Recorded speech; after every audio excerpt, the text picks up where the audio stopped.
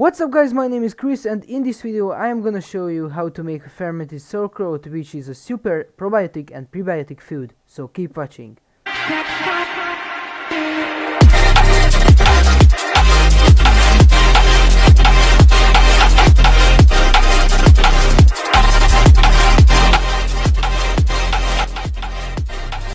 Make sure to subscribe and leave a comment below that I subscribed. We will try our best to reply to your comment. Let's get started. I will show you how to make sauerkraut from cabbage, which has a lot of beneficial properties for the entire body. And the best thing about this, that it's very easy to make. There are only 3 ingredients. Sauerkraut is a traditional fermented food made by allowing shredded cabbage and salt to ferment over a period of time. After fermenting for a period of weeks or months, it produces a potent sour side dish that is rich in beneficial bacteria. You will find similar dishes made from fermented cabbage like kimchi and cartido. Throughout the world, sauerkraut has its roots in German and Eastern European cooking. Like most fermented vegetables, it's easy to make at home and you only need 2 very simple and inexpensive ingredients: cabbage and salt. I am fermenting various types of food for a year.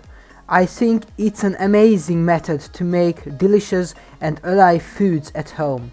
This way you can always have probiotic foods in your kitchen. Let's start the recipe. The first ingredient is cabbage, which has many benefits. It can fight inflammation, keep you strong, improve digestion, protect your heart, lower your blood pressure, lower cholesterol level, maintains bone health and healthy blood clotting, and keep cancer at bay. After you grated the cabbage, you should mix it with salt. You must use salt which doesn't contain iodine, because iodine has antibacterial properties. Use sea salt or volcanic salt which comes from deep in the earth rather than refined salt, because these contain 84 beneficial trace minerals. Chlorine in tap water can interfere with bacterial and yeast production. So I use filtered water because it's chlorine free, or you can use water which has boiled and then cooled because it also contains less chlorine. As I mentioned, we should mix by hand the grated cabbage thoroughly with natural salt. I used 2 big heads of cabbages, so I mixed these in 2 different bowls. The stalks of the cabbages will be useful when you put the sliced cabbage into the jars, so don't throw them away. There are a few things you should keep in mind to make sure that your kraut comes out perfectly every time. Shred the cabbage very tinely. For the best texture, avoid food processors and cut your cabbage by hand or with a cabbage slicer. Flavor it. Once you get the hang of making it, consider flavoring sauerkraut with fruits, vegetables, specialty salts, herbs and spices. Limit airflow. Your sauerkraut should ferment in an anaerobic environment that allows carbon dioxide to escape without letting oxygen in. An airlock or fermentation crock is useful. Taste it. After a few weeks of fermentation, your homemade sauerkraut will be ready to try. Taste it periodically to see if it's sour enough for your liking. If it's too salty, soak it in cold water for 20 minutes to reduce the salt content. Watch for signs of contamination. Sliminess, a putrid smell, and visible mold on the cabbage itself are all signs that your sauerkraut has gone bad. But if it doesn't have a bad smell, you can take out the mold and you can continue the fermentation. It's very important that the water covers the cabbage, because if the cabbage is above water, it can be moldy. You can put a lot of sliced cabbages into a big jar if you press down the cabbages. If you make it in a large jar, you have to wait longer until it's ready. But if you put it in small jars, it's ready in 2 weeks. After I put pepper, caraway, bay leaf and garlic into the bottom of the jar, I put there the cabbage. You can also put spices among the cabbage, and you can even put quince in the jar because they taste delicious together. I used wooden sticks to push the cabbage down. Instead of this, use a bigger paint and glue-free wood that fits well with the neck of the jar. But the best thing that you can use to push it down is the trunk of the cabbage, which I have already mentioned.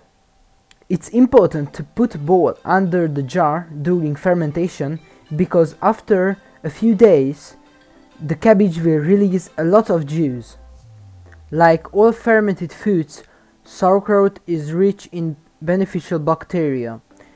It's particularly rich in the same beneficial bacteria that you can also find in foods such as kefir, sour pickles and yogurt.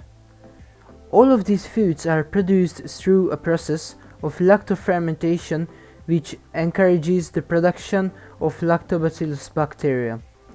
These beneficial bacteria help support gut health and immune system function. They also help to enhance your body's ability to manufacture and absorb key nutrients. Further, they can also help to support your immune system in cases of foodborne illness or digestive distress. Beyond support for digestion, sauerkraut and other fermented foods also show promise in supporting blood sugar regulation, metabolic health and cardiovascular health. While the mechanism isn't fully understood, researchers have found that probiotics help to support the optimal weight, but it largely depends on the specific bacteria. Fermented cabbage also releases key phytonutrients that support cellular health. Researchers have examined how these nutrients may prove helpful in the battle against breast cancer.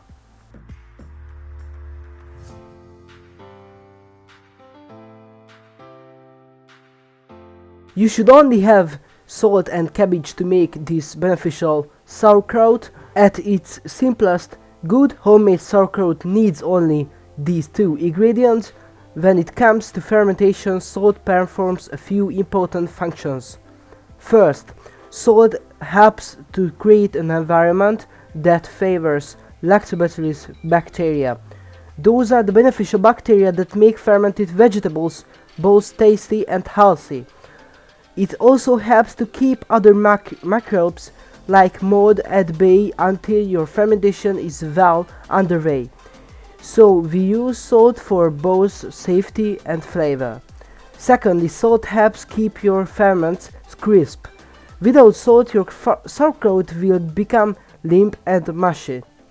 Fermented vegetables like cabbage generally do well with 2 to 3% salt by weight. That means that for every pound of cabbage you use, you should also use 1.5 to 2 teaspoons of salt. You can also weigh your cabbage using a kitchen scale and then use 20 to 30 grams of salt for every kilogram of cabbage. It's not possible to say exactly which day it will be ready, so you want to make sure that fermentation has started. So you will want to look for signs of microbial activity. Bubbling and foaming usually begin with about 3 days, depending on the temperature of your kitchen, and once you see bubbles forming, you will know that fermentation is underway. So if you have seen signs of active fermentation like bubbles and it smells pleasantly sour, it's safe to eat. You can continue to let it ferment so that it develops a rich, complex flavor and deep sourness, and just transfer it to the fridge when it tastes right to you. Hope you enjoyed the video and thanks for liking for sauerkraut. I wanna know what you guys think about fermented vegetables, so leave a comment below. So thanks so much for watching everybody, see you next time.